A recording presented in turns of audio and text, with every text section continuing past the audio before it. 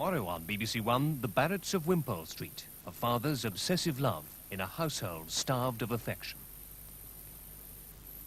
I am most displeased. Go down to the kitchen and fetch me a tankard of porter. No. I beg your pardon. It's sheer cruelty. You know how Bar hates the stuff. The doctor's let her off.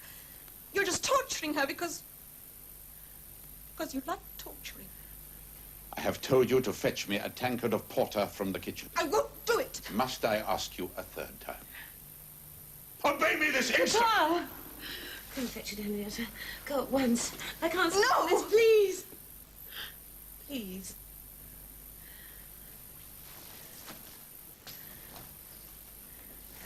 The Barrats of Wimpole Street, tomorrow night at 9.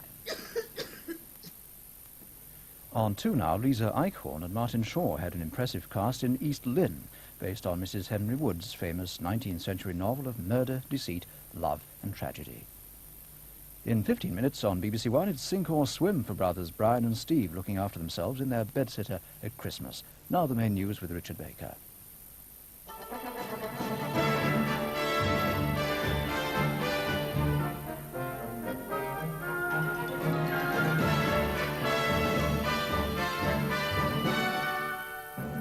As a fishing war approaches, Britain announces plans to stop the Danes. An ultimatum to the time strikers: no paper on Friday, no pay. Thousands have been breathalyzed, but the big campaigns had only mixed success. And what crawls on the wall even when you're on the wagon? Good evening. Britain has announced its plans for stopping illegal fishing by Danish trawlers. Denmark refuses to accept the new common market fisheries policy, which comes into force on New Year's Day. And so from that date, the government said today, British fishery protection vessels, backed up by the Royal Navy and the RAF, will be on patrol to exclude Danish fishermen from British waters. The new rules, covering areas mostly off the Scottish coast, make it an offence for outsiders to fish inside the 12-mile limit. There's a ban on mackerel fishing within 200 miles of the west coast. And around the Orkneys and Shetlands, the Danes have been told they can't fish for human consumption.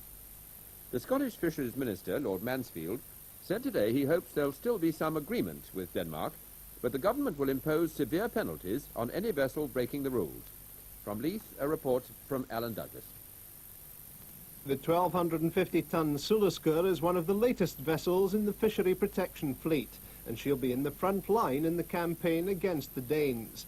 She's one of the 6 ships which make up the unique civilian fleet guarding the rich fishing grounds around Scotland. As she prepared to leave her home port of Leith,